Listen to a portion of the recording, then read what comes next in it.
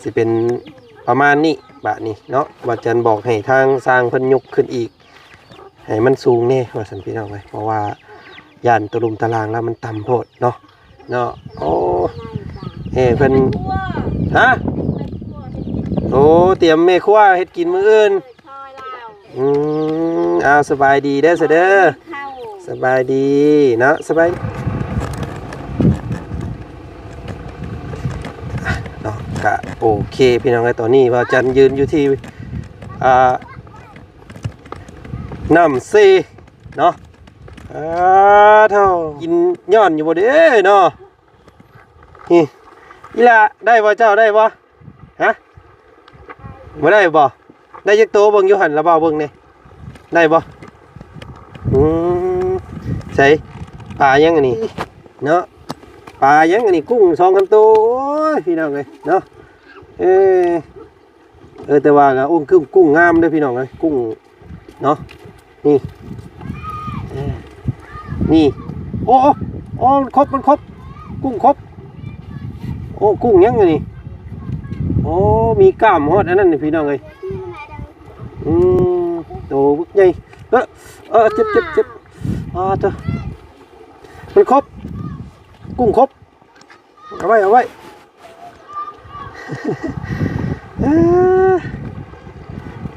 เฮ็ดหมดทางนั้นพี่น้องเอ้ยเฮ็ดสร้างหมดน้ำโอ้ยโมเมนต์ คนหมดน้ำปากเซ่แขวงปากเซ่พุ่นแหละพี่น้องเลยเนาะก็ถือว่าไกลเด้เซ่แห่งนี้เนาะพุ่นละจุดเสื่อมน้องน้ำคลองพุ่นแหละพี่น้องอยู่ปากเซ่ตรงที่ว่าจันอยู่ตอนนี้ก็อยู่เมืองเซโปนเนาะเป็นเซโปนพี่น้องตอนนี้ปุ๊บอุ้ยจะเห็นยังไงนะ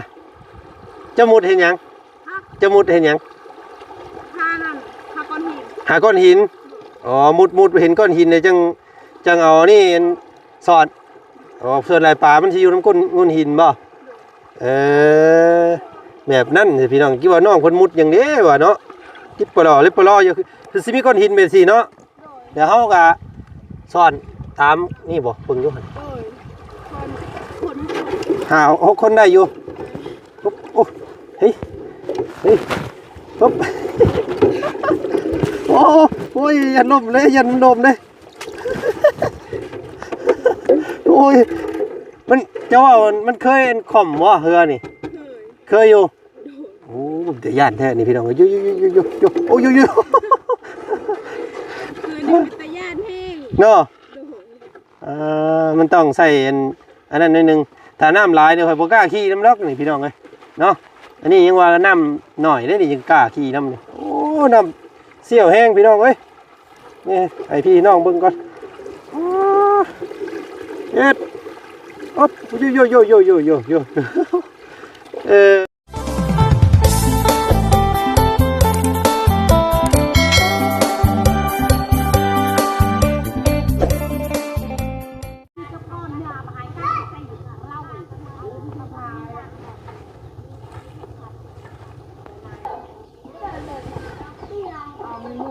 เนาะภาพมาทางพี่อีกมือนี้พี่น้องเลยเนาะเสียงลูกเล่าให้แล้วพี่น้องเลยทางนั้นเนาะโอ้ยนะหลังจากบ้านซองน้องเพิ่นไปมือวานพี่น้องเลยเนาะโอ้ล่มกันเรื่องตั้งแบบมือวานเนี่ยพี่น้องเลยเนาะมื้อนี้เพิ่นคือสิได้แล้วแบบบาทนี่เนาะเพียงตอมมอมพี่น้องเลยสิเป็นประมาณนี้บาทนี่เนาะว่าจันบอกให้ทางสร้างเพิ่นยกขึ้นอีกให้มันสูงแน่ว่าซั่นพี่น้องเลยเพราะว่าย่านตะลุมตารางแล้วมันต่ำโพดเนาะบาทนี้ก็คือสิได้แล้วพี่น้องเลยตามเบิ่งเนาะมีแต่รอวันบาทนี้พี่น้องมื้ออื่นเนาะอื่นเช้าช่วง8 โมง 9 โมงเช้าเอาเลข9เป็นหลักเนาะสิได้ทำการยกบ้านยกเรือนของน้องบุตร สบายเด้อมื้ออื่นนี่พี่น้องเอ้ยเนาะอืมอืมนี่เนาะเพิ่งแล้วก็บ่ได้หอมเลยพี่น้องเอ้ยกวางเนาะลงหน่อยนึงพี่น้องเอ้ยพอดีมาแล้วก็เอาซื้ออันทรายกับหินเนาะมาเททับให้มันแน่นว่าซั่นซะพื้นแต่ว่าเสานี่อยากสูงกว่าหมู่พี่น้องเพราะว่าตัวนี้มันอยู่ต่ำกว่าหมู่เนาะเฮาต้องได้อันคูณดินตัวนี้ขึ้นไปแล้วก็ให้พังเพิ่นสะตะลุมตะล่างเอาเองว่าแหละพอดีพี่น้องเอ้ยเนาะอันนี้ไล่เพิ่นได้แบบได้บ่พอนี่เพิ่นเรียบร้อยเพิ่นวางเรียบร้อยเลยเนาะมีแต่ฐานว่ายุกบาทเดียวบาทนี้อันนี้เพิ่นมาเตรียมที่จะยุกเพื่อนซอยมื้ออื่นนี่บ่นี่คือหลายแท้เนาะเนาะโอ้เพิ่นฮะโอ้เตรียมแม่ครัวเฮ็ดกินมื้ออื่นเอาสบายดีเด้อเสด้อสบายดีเนาะสบายดีล่ะมาซอยหนึ่งข้าวหนึ่งน้ำเฮ็ดกินซอยเล่าเป็นนี่ได้เมื่อคืนนอนอุ่นอยู่บ่อันนี้บ่น้องบุตรไปซื้อมาน่ะโอ้พี่น้องดึงให้มันเข่งกว่านี้นี่แล้วยันมันปิวไปได้นี่เนาะลมหัวกุดเอาไปได้นี่โอ้ปากกว้างหนึ่งเนาะได้สบายอยู่พากันนอน2 คนบ่นอนนี่3 คนครับมันลูกชายเนาะพากันนอนอยู่นี่ก่อนนี่แหละของอันตู้ว่าตู้เซฟเราก็เอาไว้นี่เนาะตู้เซฟเงินเราเต็มตู้เซฟเงินเต็มตู้เซฟอยู่เนาะประตูเพิ่นนี่ว่าแต่บ่มีโอ้ถ้ามีเขาตู้เซฟปุ๊โอ้ยตายเนาะใช้สร้างเพิ่นบ่ได้มาบ่แล้วสร้างเพิ่นอันมีแต่ถ่ายยกมืออื่นอย่างเดียวบัดนี้เป็นข้าวเหรอครับเมื่ออะไรครับมันจะสะท้อนแสงนิดนึงพี่น้องเลยเราใส่สาน้องบุตรไปใส่มือนี่ไปสอนเลยสอนในเสื้อนี่โอ้เบิ่งก่อนสักพี่น้องเลยเนาะเดี๋ยวซีเอ็นตามเบิ่งน้องเพิ่นสอนก่อนว่าซีเอ็นซื้ออันนี้มาให้สร้างก็สิได้ซื้อมาให้อันเมฆัวเท่านั้นแล้วสินี่เนาะเอาเมฆัวปันกันกินได้เมฆัวเด้อเนาะเอาปันกันกินเนี่ยมาซอยย่อเฮือนซอยเล่าเด้อมืออื่นนี่ยังก็กินน้ำกันเนาะมีแจ่วมีพริกก็กินน้ำกัน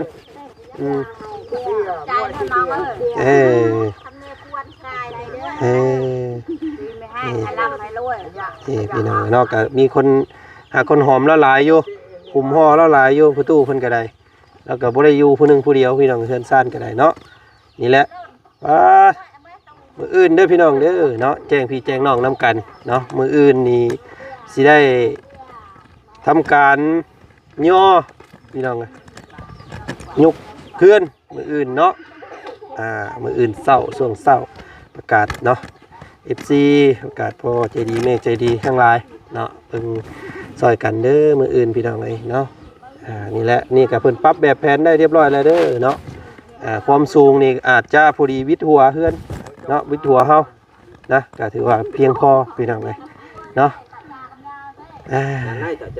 สร้างเพิ่นสงัดนิ่งมื้อนี้เนาะไม่กบไม่ยังเพิ่นก็กบเราเรียบร้อยไปแล้วพี่น้องเลยมีแต่เตรียมรอยกมื้ออื่นว่าซั่นซะ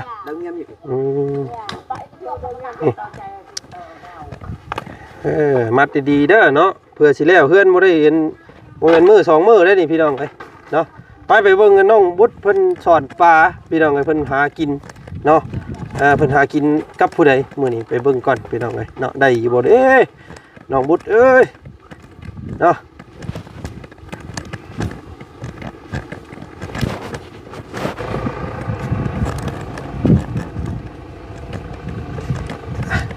ก็โอเคพี่น้องเอ้ยตอนนี้ว่าจันยืนอยู่ที่น้ำซีเนาะเท่าใส่มาสอดปลาได้บ่ฮะหมูมีโอ้ยพี่น้องไงเนาะผู้น้องเพิ่นซักส่งซักเสืออยู่หิมเซเนาะโอ้ยเพิ่นเฮ็ดยังซั่นน่ะลูกน้องบด อืมโอ้เพิ่นดูดน้ำได้เนี่ยพี่น้องเอ้ยเนาะโอ้ทางอันพวกนายทุนเพิ่นอันนั้นได้นี่เพิ่นมีการเฮ็ดอันโอ้สั่นแท้นี่เป็นตายได้ลงได้อยู่บ่นี่ฮึบฮึบฮึบฮึบฮึบอ๊บอ๋อเพิ่นดูดเอาทรายพี่น้องเอ้ยโอ้มองเพิ่นเอาลงเอาทรายเนาะนี่เพิ่นกักเอาทรายดูดเอาทรายขายนี่พี่น้องเอ้ยน้ำเบิ่งเนาะ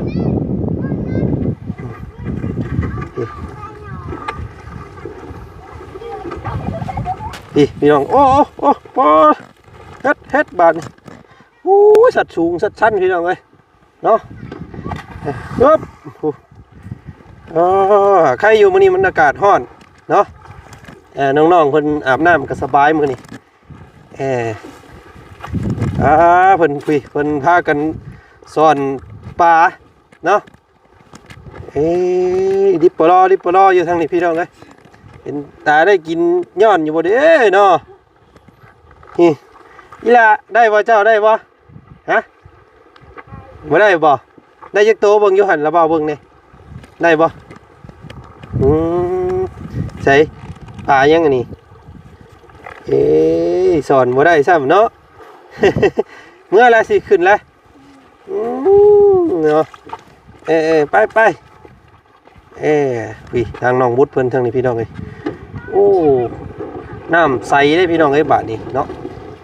น้ำใสงามนี่เฮ็ดของคนมั่นอยู่บาดนี้พี่น้องเอ้ยเนาะใครอยู่มันฮ้อนมื้อนี้เฮ็ดยังก่อนนะ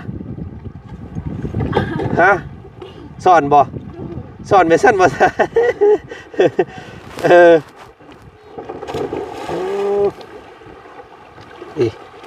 น้องเพิ่นพากันอาบน้ำในทางนี้พี่น้องไว้เนาะ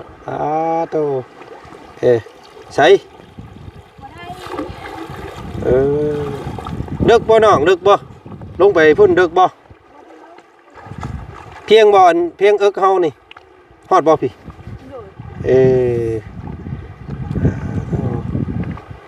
ได้บ่ลูกเบิ่งอยู่หั่นเนาะปลายังอันนี้กุ้ง2 คำโตโอ้ยพี่น้องเอ้ยเนาะแต่ว่าก็กุ้งงามเด้อพี่น้องเอ้ยกุ้งเนาะนี่โอ้มันครบกุ้งครบโอ้กุ้งยังไงนี่โอ้มีกล้ามฮอดอันนั้นนี่พี่น้องเอ้ยโตบึกใหญ่เจ็บเจ้ามันครบกุ้งครบเอาไว้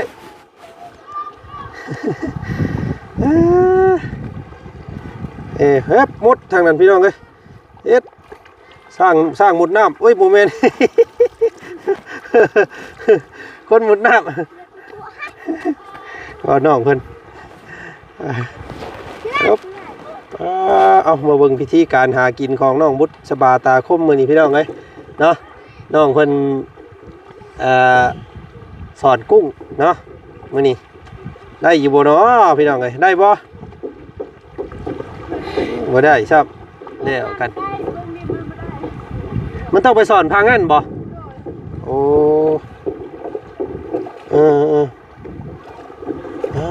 เนาะเอามุดน้ำมันแห้งโพดได้ทางนี้ได้บ่เนาะสมมุติเขาสิข้ามมาทางนั้นเขาสิเฮ็ดนี่ได้นี่มีเรือบ่อันนี้บ่เรือน่ะเพิ่นก็สิให้ข้ามอยู่บ่ให้โอ้กุ้งหนีบข่อยกี่นี่เบิ่งได้บ่อุ้ยปลาได้ฮอดปลาดุกน้อยโอ้หมานเด้อนี่พี่น้องไอ้หมานเนาะโอ้แสดงว่าปลาหลายดีนี่สอนไปสอนมาจังว่าสิได้ค่ำคือพ่อเจ้าบ่จักเนาะ โอ้ได้ปลาโอ้ได้ปลาดุกพี่น้องเนาะได้ปลาดุกน้อย หน้ากากเสีย ตัวมือ เอ้ย สบายดีเนาะหนาวบ่เนาะพี่น้องเนาะมาหาสอนหากินมื้อนี้เนาะเบซี่บ่เจ้าสอนว่านี่ก็ได้เออเนาะ ทำตรงนั้นไป มันต้องไปข้ามไปทางนั้นบ่เฮาสิเฮ็ดได้ไปนี่ได้บ่นี่ ที่เรือไป ยังบ่เคยขี่จักเทื่อมาลองมึงอยู่นี่เนาะมันสิบ่ล่มบ่ลูกฮะมันสิบ่ล่มบ่เรือตัวใดเพิ่นคล้องไว้อยู่แบบนี้เฮาสิไปได้นี่นี่ตัวนี้เนาะได้อยู่ตัวนี้ ไม่บอก ฮะ ไม่บอก เจ้าพายเป็นบ่ ยัน เจ้าคอยอันเย็นมันตกเลยได้ครับไปเนาะอันสิพาอันคำว่าสิพาไปเนาะครับอันยกก่อนครับเจ้านะครับแก้เสือบ่ได้อย่าออกก่อนเดี๋ยวไอ้สิเอาเรือข้ามไปพังกันเรือตัวนี้บ่มันสิบ่ล่มบ่คือมีน้ำแท้นี่ออกก่อนนั่นอันบ่ได้นุ่งเสือนะไอ้ถ่ายบ่ได้มันคิดกด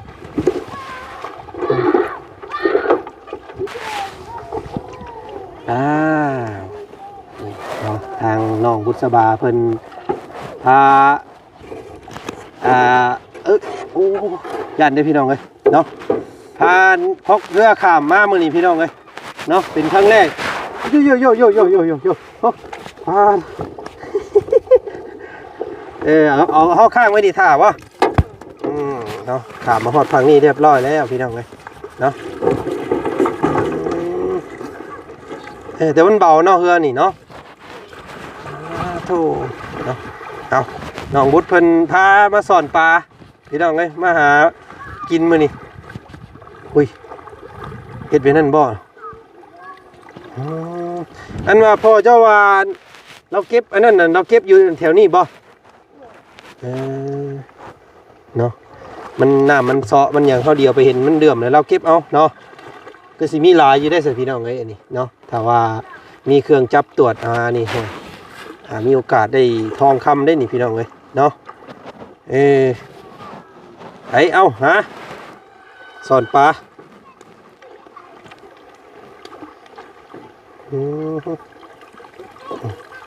ที่หากินของน้องเพิ่นอันนั้นเพิ่นเฮ็ดยังน้องอ่ะนะพอเพิ่นดูเอาทรายบ่โอ้แล้วก็ดูเอาทรายแล้วก็ขายแม่นบ่พวกนายทุนเพิ่นเจาะทางลงมาเพื่อมาดูดเอาทรายได้พี่น้องเลยเพราะว่าทรายหลายอยู่แถวนี้เนาะเห็นบ่เกินอยู่เนาะ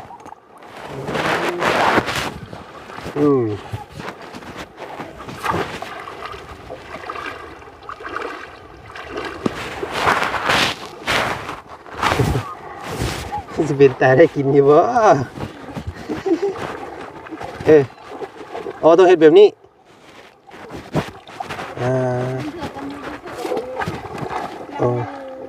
น่ะมันยังแห้งอยู่เนาะน่ะมันไหลอยู่พี่น้องก็เลยโอ้มียังชัดนี่หัวทองคำพี่น้องเลยเนาะ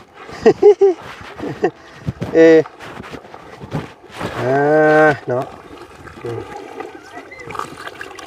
มีป่าลุงเพิ่นบอกมาหลายเลยพี่น้องเลยว่าเนาะพาพ่อน้องกันบุตรเพิ่นไปขายอยู่อันนั้นเด้อว่าซั่นเนาะอาจจะได้หลายเงินอยู่ได้บ่ซั่นพี่น้องนี่ก็ครับกินเกิดจากธรรมชาติเลยพี่น้องในภาคที่หายาก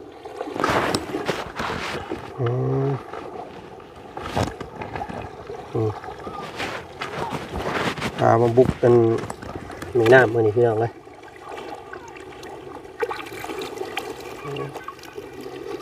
หยกเขียว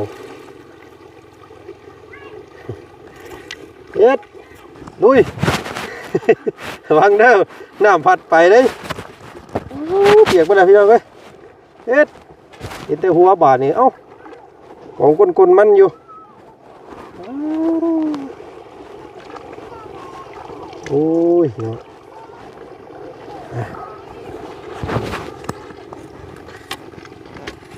เย็นพี่น้องเลยน้ำเนาะน้ำใสงามอันนี้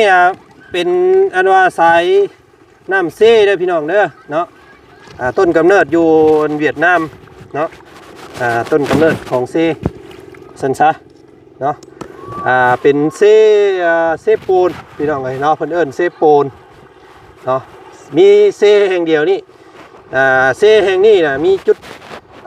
ประจบอยู่ผู้และพี่น้องเนาะปากเซ่แขวง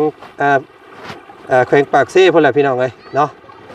ก็ถือว่าไกลเด้เซ่แห่งนี้เนาะพุ่นละจุดเสื่อมลงน้ำคลองพุ่นแหละพี่น้องอยู่ปากเซ่ตรงที่ว่าจันอยู่ตอนนี้ก็อยู่เมืองเซโปนเนาะเป็นเซโปนพี่น้องตอนนี้นะเนาะ เมืองเซโปนเนาะบ้านแก้งทองแขวงสะวรรณเขตพี่น้องเลยเนาะพี่ทั้งอีหลามาน้ำอันน้องบุตรเพิ่นได้บ่ลูกได้บ่บ่ได้โอ้เฮ้ยนี่ป๋าโอ้เฮ็ดไหวเราเฮ็ดหยังได้บาทนี่พี่น้องเอ้ยมันโมเมนต์หาปลาได้แบบน่ะโอ้เด้อเด้อมันเด้อ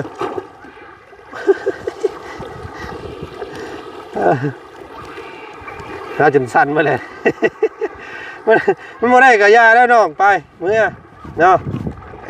พอได้เห็นมุกพี่น้องเลยพอได้อันกินเฮ็ดปุ๊บวิธีการหากินของชาวบ้านเพิ่นโอ้หาเก็บทองคำเราค่อยพี่น้องเลยเนาะเพื่อมีโชคได้ก่อนค่ำขึ้นไหมลูกขึ้นแม่ขึ้นบ่ลงกะยาย่านได้ได้ว่าของเจ้าบังโยหาดูโอ้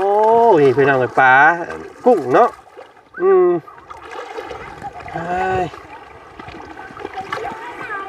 น้องเพิ่นพาขามมาทั้งพี่น้องไว้มื้อนี้ได้อยู่ได้แล้วก็ได้นะหากินจากธรรมศาสตร์พี่น้องนะเพิ่งพาน้ำเซ่เป็นลักพี่น้องเลยเนาะกุ้งหอยปูปลาเนาะมือนี้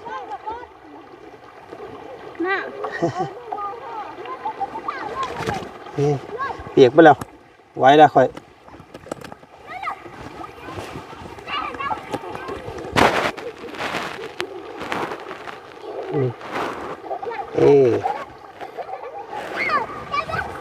เอากระดูกเอ้ย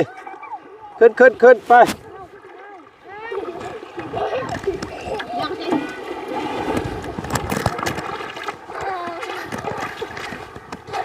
เอาแม่เอาน้องแม่เอาน้องเนี่ย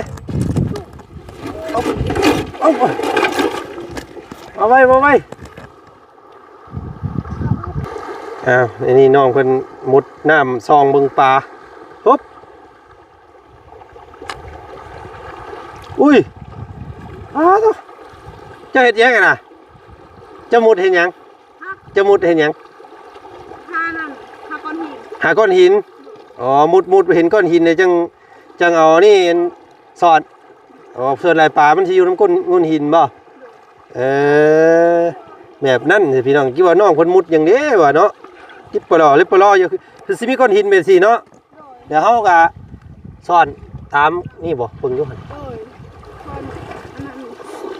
โอ้ปึ๊บโอ้ยปลาอยู่ส่วนลายปลามันจะอยู่น้ำก้นหินเนาะ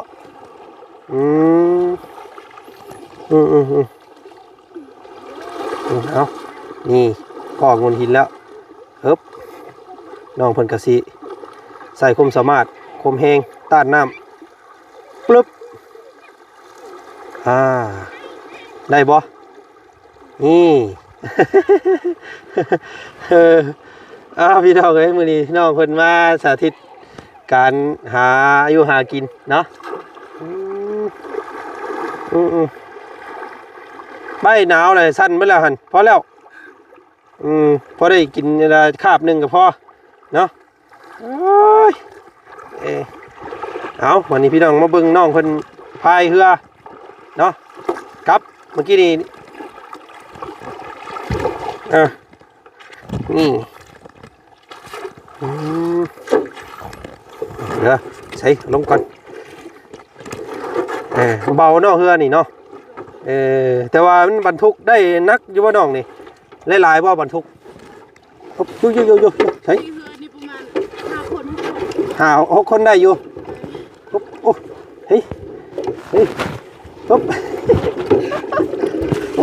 โอ้ยยันลมเลยโอ้ย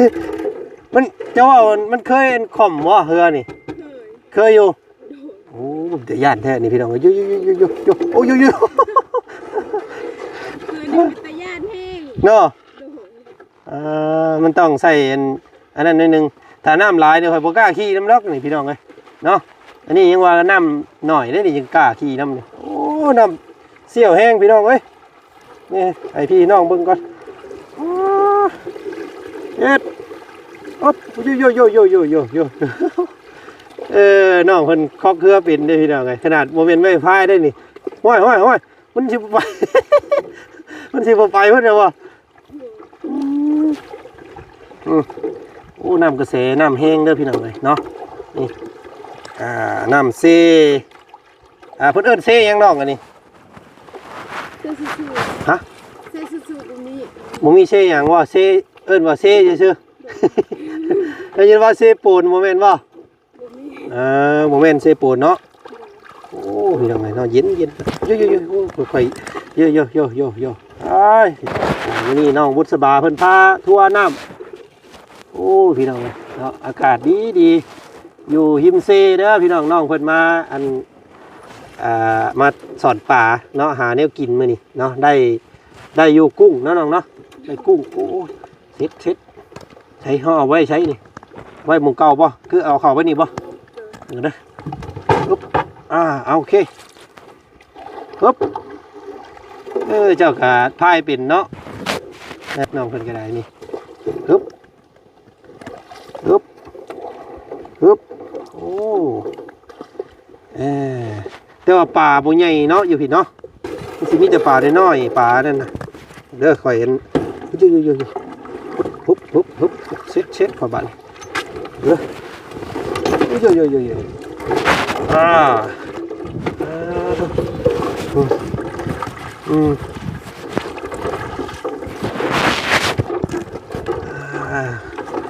อยู่พังนั่นน่ะสิเป็นสวนเพิ่นเนาะสวนก้อยสวนอ้อยสวนมันพี่น้องขึ้นไปเทิงภูพุ่นแหละว่าซั่นซะอันนี้ก็เพิ่นผูกไว้เนาะย่านมันเหียพี่น้องกลางค่ำกลางคืนย่านมันไหลไปน้ำเนาะ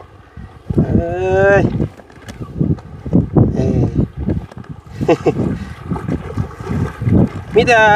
มืออื่นนะน้องเนาะพ่อเจ้าว่าสิหาขู่หาคนย่อเฮือนมืออื่นเนาะโอ้เหลื่อมเด้อนี่พี่น้องมันโมเมนต์เป็นมีเผ็ดมีคำน้ำมาจักอันนี้นี่โอ้ยมันตอบกับแสงน้ำนี่ยิบนี่พี่น้องมันสิมีทองน้ำเลยนี่น้องเลยน้านี่เห็นไหมโอ้มีเด้อนี่พี่น้องเลยเนาะเห็นมันตอบฮะกล้วยอันข่อยอันมีอยู่กล้วยโอ้มันเป็นนั่นเด้อพี่น้องเลยนี่อาจารย์เห็นแล้วพี่น้องเลยนะแบบว่ามันน้ำเดือมนี่เห็นป่ะมันต้องใส่เครื่องฮอนสิได้อยู่นี่เพราะว่าอันนี้มันถือว่าลายนะอยู่พี่น้องเลยเนาะคำยังจะธรรมศาสตร์อยู่แต่เฮาบ่ฮู้วิธีเอาบ่ฮู้วิธีการตองเนาะพี่น้องเนาะวันนี้ก็พาน้องบุษบาพาขี่เรือเนาะหาปลาพี่น้องเลยเนาะครั้งแรกที่นั่งเรือขามพังนั้นพี่น้องเลยเนาะบ้านน้องเพิ่นก็ถือว่าโอ้นะอากาศดีพี่น้องเลยเนาะวิวงามมาเบิ่งมื้อนี้พี่น้องเลยแล้วก็ของกินเนาะเดี๋ยวมื้ออื่น ว่าจันสิซื้อเป็นจำพวกลาบเนาะแล้วก้อยซื้อเป็นสำเร็จมาเลยพี่น้องเลยมีแต่ให้น้องเพิ่น1แต่ข้าวนะน้องเด้อ1แต่ข้าวถ้าก็ได้เนาะมีแต่ทางอ้ายสิซื้อแนวกินมามื้ออื่นเนาะมื้ออื่นจะเพิ่นมายุกมาย่อได้จังได้กินเนาะ1ข้าวก็พอแล้วเด้อเตรียมไว้ จะคนก็แล้วแต่ซุมเจ้าเนาะซอยกันหลายคนก็มันก็บ่นักพี่น้องเอ้ยหากปกติประมาณ14-15คนก็ได้เนาะทางอ้ายเคยย่อมาก่อนเถอะโอ้เมื่อยไปสั่นเนาะทางมื้อนี้อ้ายขอตัวก่อนมื้ออื่นเช้าอ้ายสิมาแต่เช้าเด้อมีแต่1ข้าว1น้ำถ่าพี่น้องเอ้ยมื้ออื่นมาหยุกบ้านน้องบุตรสบายน้ำกันเด้อมื้ออื่นเนาะไม่ไหวเมื่อยไปอันนี้เพิ่นเจาะลงมันเอานั่นเฉพาะเลยนี่เนาะมันลงไปเอาอันทรายพี่น้องเอ้ย